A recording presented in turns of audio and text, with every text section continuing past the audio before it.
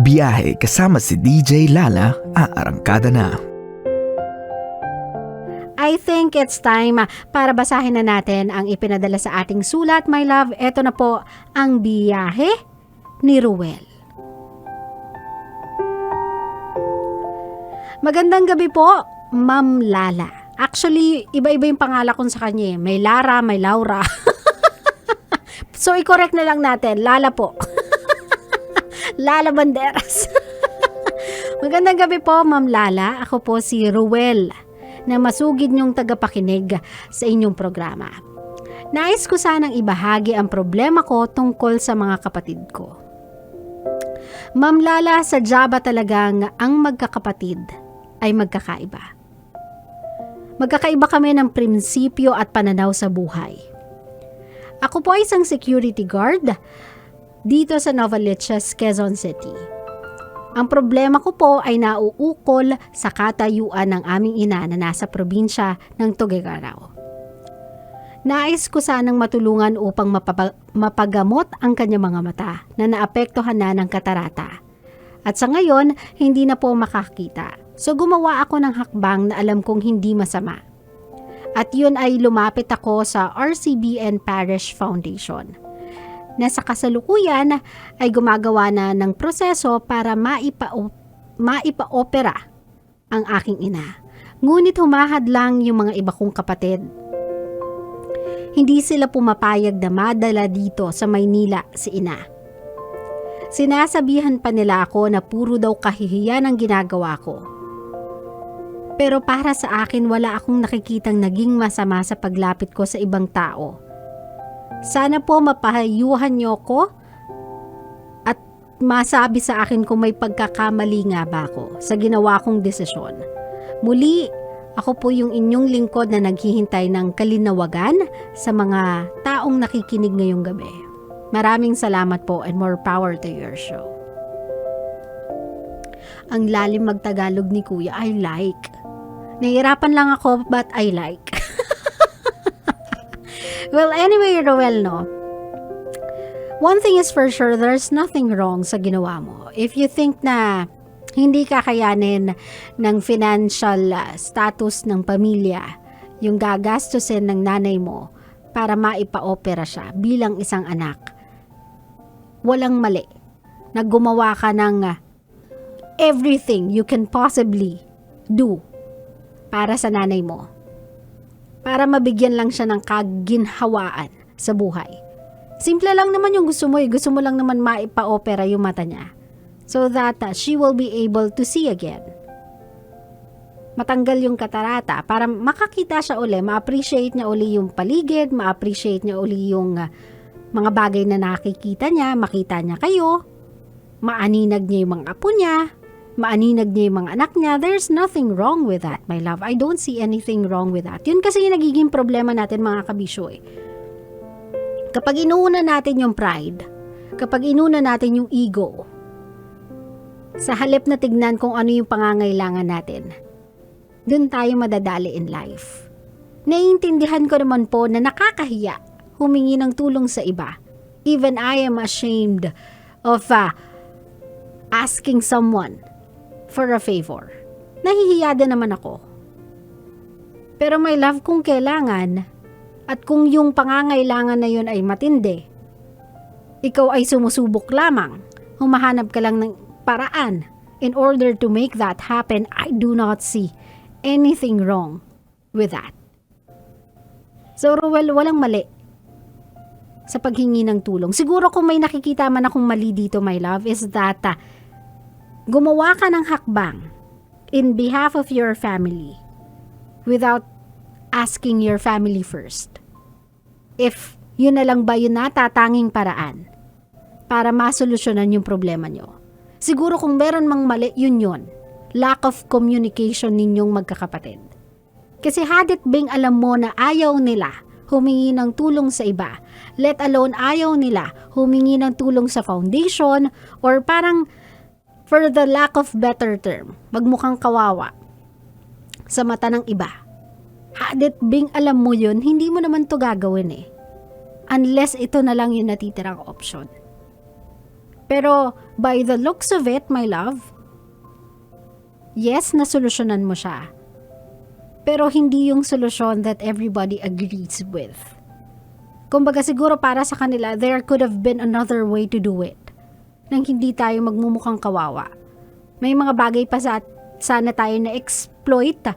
May mga paraan pa sana tayong nagawa in order to do this. Pero dahil nga ito na yung ginawa mo, nag-retaliate na lang sila. I mean, I'm not saying tama yung nagiging reaction nila. Again, lack of communication to, my love. Hindi tama yung nagiging reaction nila kasi it's not for them naman eh. It's for your mom. Their mom as well. Para to sa nanay ninyo. Para sa kaginhawaan ng buhay niya. Hindi naman kayo nanghingi para makabili ng bagong cellphone or makabili ng bagong TV, magkaroon ng aircon sa bahay ninyo, para magpatayo ng pool sa backyard ninyo. Ginawa niyo to para makakita yung nanay ninyo. So it's something worthy of the extra mile. So wala naman sanang mali if only natututo kayong magkakapatid on how to communicate with each other. Kasi I am telling you, maraming magkakapatid na hindi magkakasundo. Magkakaiba talaga tayo ng ugali eh. Magkakaiba tayo ng timpla. Magkakaiba tayo ng opinyon, magkakaiba tayo ng katayuan, magkakaiba tayo ng pananaw, and that's just life. That's just normal. Pero in any differences, meron kasing bridge kung tawagin. At yung bridge na yon ay mas kilala natin sa tawag na komunikasyon. If only you guys can learn how to communicate with each other, nothing like this will ever happen again. So again, Ruel, siguro instead of looking for someone to blame, or instead of thinking kung sino ba ang may kasalanan sa sitwasyon na to, instead of thinking kung sino ba ang may mali, ikaw o sila, just apologize. Kasi sabi nga natin na when you apologize to someone, it's not because tinatanggap mo na ikaw ay mali at siya ay tama. Sometimes you are apologizing or saying sorry to someone because you know na nakapanakit ka. Whether it's your intention or not to hurt someone.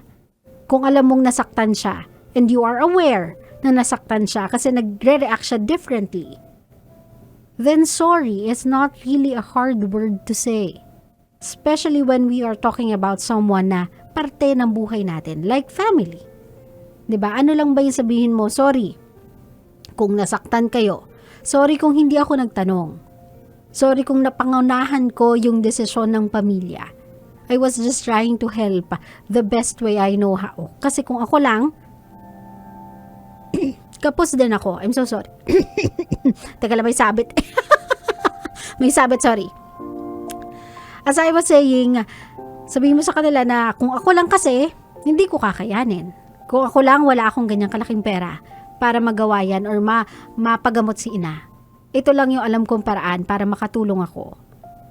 Gumawa ako ng paraan ng agaran kasi time is of the essence. Hindi ko naman pwedeng ipagpaliban to ng ilang buwan dahil lang hindi pa tayo makapagdesisyon. Kasi yung tagal ng panahon na pinag-uusapan natin, ganun din katindi yung nawawala sa paningin ni ina. So I needed to act quickly as I can. So again, I'm sorry kung hindi ko nagawang tanungin kayo sa desisyon na ito.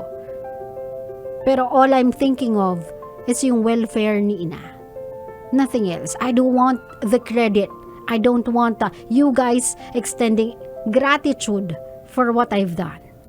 All I want to do ay maibalik yung paningin ni ina. That's it.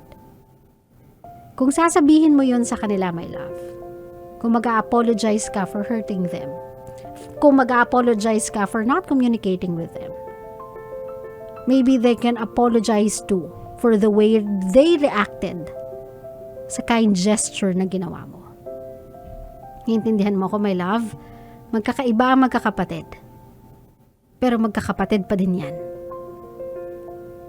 Blood can always be thicker than water. At kung meron isang unit ng community, ng country, that should always understand and go the extra mile to understand each other, yun ay family. Pamilya, mahal ko. So again, apologize if nakasakit ka. The next time, do better in communicating with your family. Klaro? Klaro.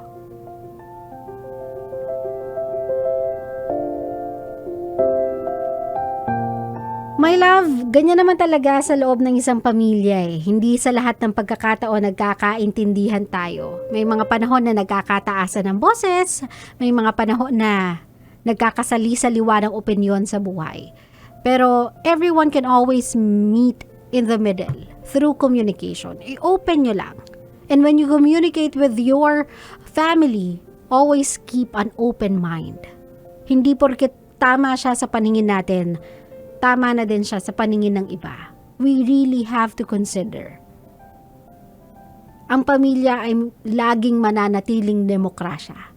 Tandaan nyo yan, my love. Especially when you are deciding on a very sensitive matter.